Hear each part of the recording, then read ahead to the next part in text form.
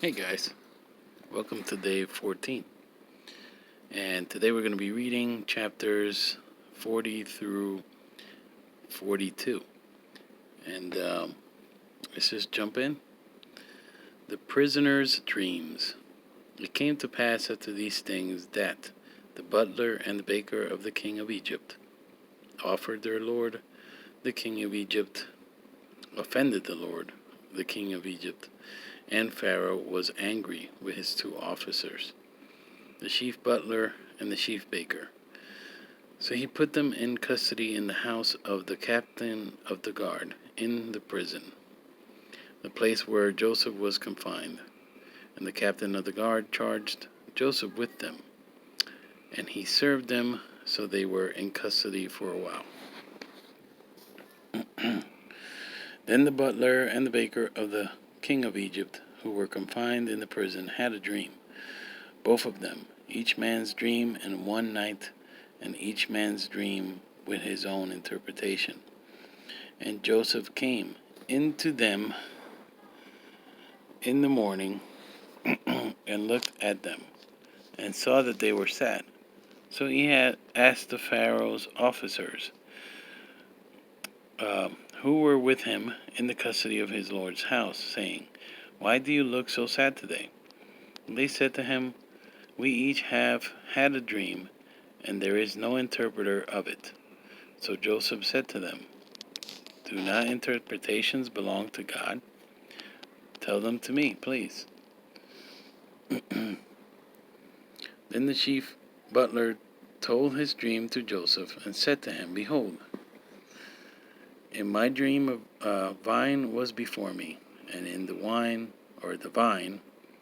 were three branches.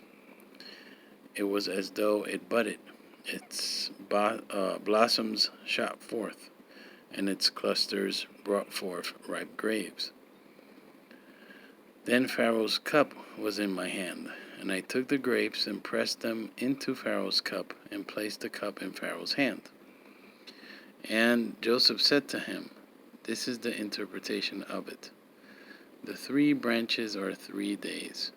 Now within 3 days Pharaoh will lift up your head and restore you to your place, and you will put Pharaoh's cup in his hand according to the former manner, when you were his butler. But remember when it is well with you, and please show kindness to me. Make mention of me to Pharaoh, and get me out of this house.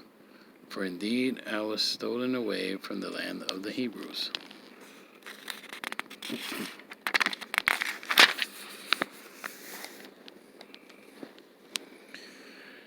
"And also I have done nothing here that they should put me into the dungeon."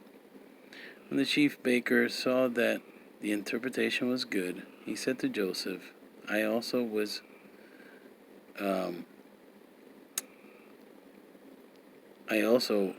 in my dream, and there were 3 white baskets on my head. In the uppermost basket were all kinds of baked goods for Pharaoh, and the birds ate them out of the basket on my head. So Joseph answered and said, "This is the interpretation of it. The 3 baskets are 3 days. Within 3 days Pharaoh will lift off your head from you and hang you on a tree, and the birds will eat your flesh from you." Now it came to pass on the 3rd day, which was Pharaoh's birthday, that he made a feast for all his servants. And he lifted up the head of the chief butler and of the chief baker among his servants. Then he restored the chief butler to his butlership again, and he placed the cup in Pharaoh's hand. But he hanged the chief baker, as Joseph had interpreted to them. Yet the chief butler did not remember Joseph, but forgot him. Pharaoh's dreams. Chapter 41.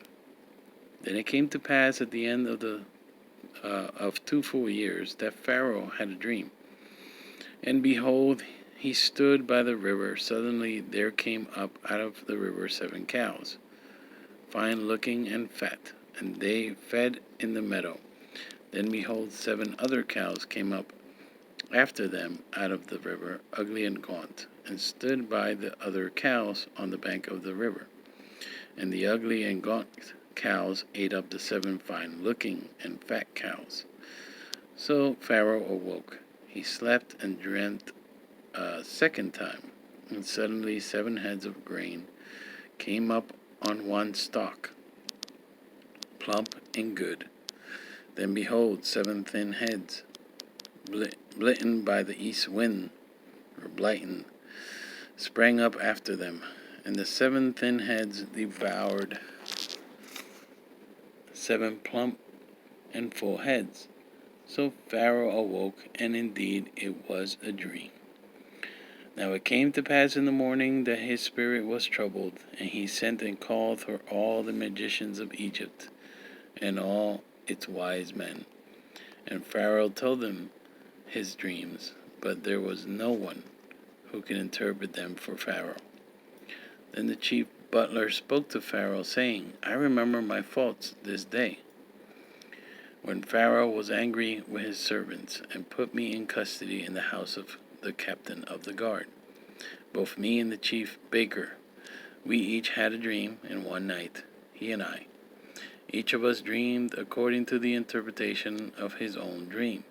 Now there was a young Hebrew man with us there, a servant of the captain of the guard. And we told him, and he interpreted our dreams for us. To each man he interpreted according to his own dream. And it came to pass, just as he interpreted for us, so it happened. He restored me to my office, and he hanged them. Then Pharaoh sent and called Joseph, and they brought him quickly out of the dungeon. And he shaved, changed his clothing, and came to Pharaoh. And Pharaoh said to Joseph, I have had a dream, and there is no one who can interpret it. But I have heard it is said of you that you can understand a dream to interpret it. So Joseph answered Pharaoh, saying, It is not in me. God will give Pharaoh an answer of peace. Then Pharaoh said to Joseph, Behold, in my dream I stood on the bank of the river. Suddenly 7 cows came up out of the river, fine looking and fat, and they fed in the meadow. Then behold, 7 other cows came up after them, poor and very ugly and gaunt. Such ugliness I have never seen in all the land of Egypt. And the gaunt and ugly cows ate up the first 7, the fat cows. When they had eaten them up, no one would have known that they had eaten them, for they were just as ugly as at the beginning. So I awoke. Also I saw my dream, and suddenly 7 heads came up on one stalk, full and good. Then, behold, 7 heads withered, thin, and blitten by the east wind, sprang up after them. And the thin heads devoured the 7 good heads. So I told this to the magicians, but there was no one who could explain it to me. Then Joseph said to Pharaoh, The dreams of Pharaoh are one. God has shown Pharaoh what he is about to do. The 7 good cows are 7 years, and the 7 good heads are 7 years.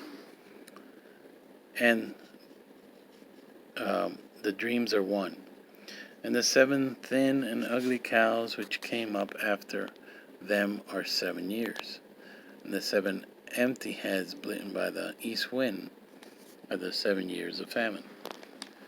This is the thing which I have spoken to Pharaoh.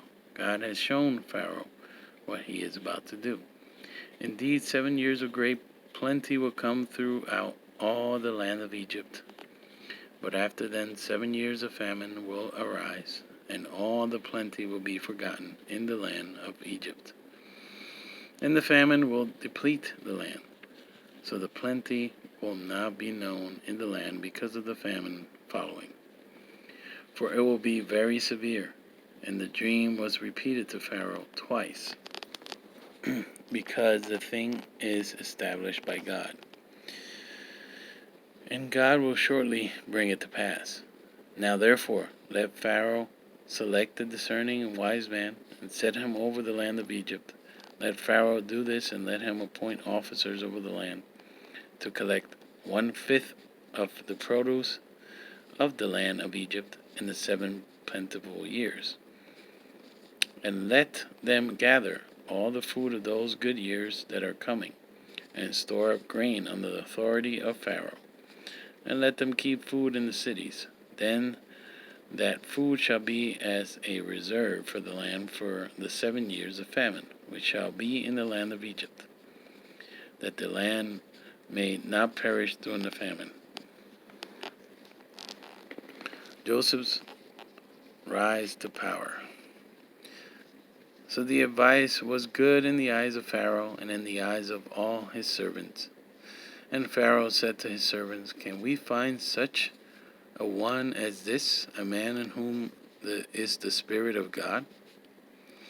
Then Pharaoh said to Joseph, Inasmuch as God has shown you all this, there is no one as discerning and wise as you.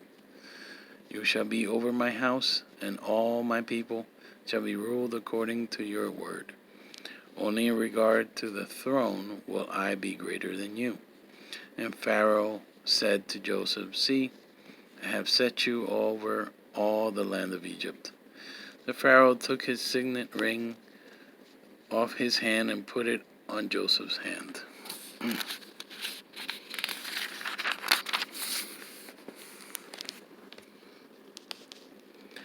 And he clothed him in garments of fine linen and put a gold chain around his neck.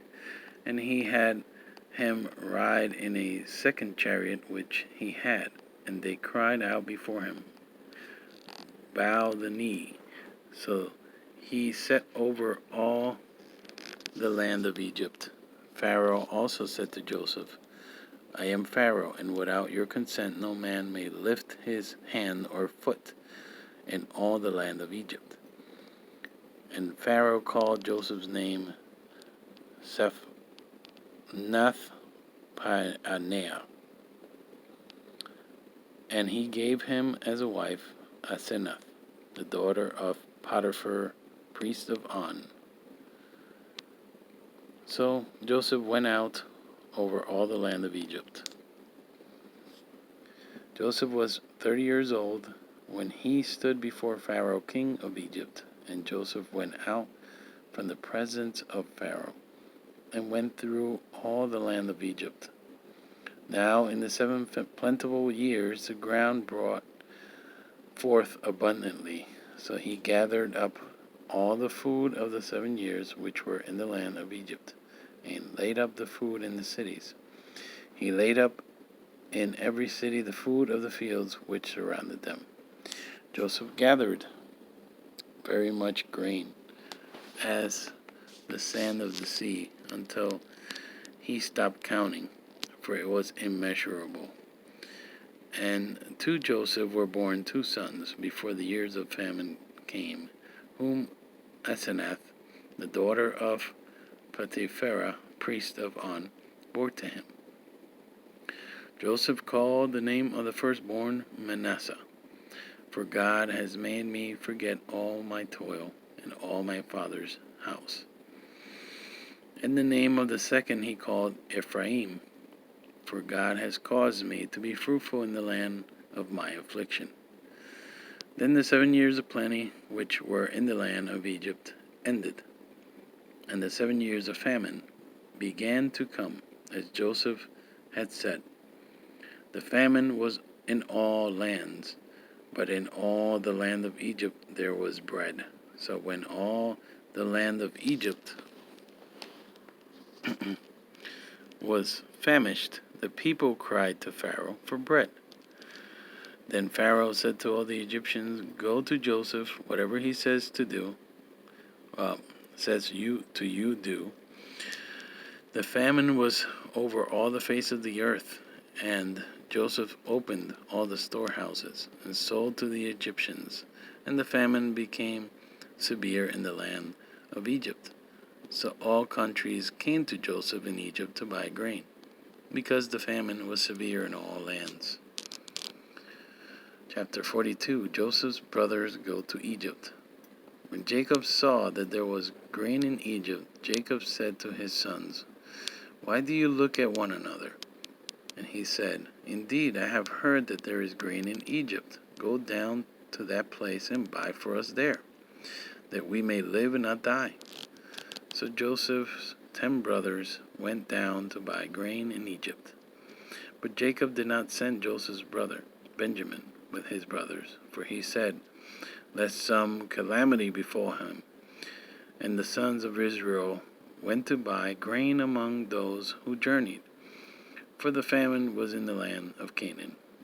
Now Joseph was governor over the land, and it was he who sold to all the people of the land. And Joseph's brothers came and bowed down before him with their faces to the earth. Joseph saw his brothers and recognized them, but he acted as a stranger to them and spoke roughly to them. Then he said to them, "Where do you come from?" And they said, "From the land of Canaan, to buy food." So Joseph recognized his brothers, but they did not recognize him. Then Joseph remembered the dreams which he had dreamed about them, and said to them, "You are spies. You have come to see the nakedness of the land." And they said to him, "No, my lord, but your servants had come to buy food. We are all one man's sons. We are honest men. Your servants are not spies." But he said to them, "No, but you have come to see the nakedness of the land." And they said, "Your servants are 12 brothers, the sons of one man in the land of Canaan. And in fact, the youngest is with our father today, and one is no more." But Joseph said to them, "It is as I spoke to you, saying, you are spies. In this manner you shall be tested. By the life of Pharaoh, you shall not leave this place unless your youngest brother comes here. Send one of you and let him bring your brother, and you shall be kept in prison, that your words may be tested to see whether there is any truth in you, or else, by the life of Pharaoh, surely you are spies." So he put them all together in prison 3 days. Then Joseph said to them, the 3rd day, "Do this and live, for I fear God. If you are honest men, let one of your brothers be confined to your prison house, but you go and carry grain for the famine of your houses, and bring your youngest brother to me, so your words will be verified, and you shall not die." And they did so. Then they said to one another, "We are truly guilty concerning our brother, for we saw the anguish of his soul when he pleaded with us, and we would not hear. Therefore his distress has come upon us." And Reuben answered them, saying, "Did I not speak to you, saying, do not sin against the boy? And you would not listen. Therefore, behold, his blood is now required of us." But they did not know that Joseph understood them, for he spoke to them through an interpreter. And he turned himself away from them and wept. And he returned to them again and talked with them. And he took Simeon from them and bound him before their eyes. The brothers returned to Canaan. Then Joseph gave a command to fill their sacks with grain, to restore every man's money to his sack, and to give them provisions for the journey. Thus he did for them. So they loaded their donkeys with the grain and departed from there. But as one of them opened his sack to give his donkey feed at the encampment, he saw his money, and there it was in the mouth of his sack. So he said to his brothers, "My money has been restored, and there it is in my sack." Then their hearts failed them, and they were afraid, saying to one another, "What is this that God has done to us?" Then they went to Jacob, their father, in the land of Canaan, and told him all that had happened to them, saying, "The man who is Lord of the land spoke roughly to us, and took us for spies of the country. But we said to him, 'We are honest men, we are not spies. We are 12 brothers, sons of our father. One is no more, and the youngest is with our father this day in the land of Canaan.' Then the man, the Lord of the country, said to us, 'By this I will know that you are honest.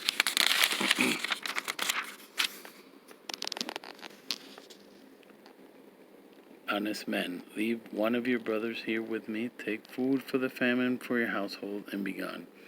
And bring your youngest brother to me, so I shall know that you are not spies, but that you are honest men. And I will grant your brother to you, and you may trade in the land.'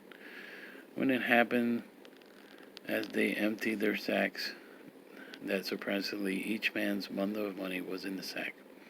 And when they and their father saw the bundles of money, they were afraid. And Jacob their father said to them, 'You have bereaved me. Joseph is no more, Simeon is no more, and you want to take Benjamin.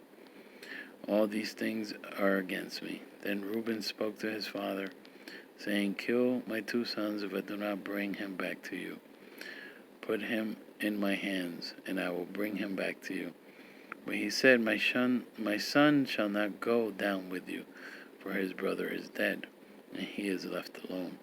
If any calamity should befall him along the way in which you go, then you would bring down my gray hair and sorrow to the grave.'"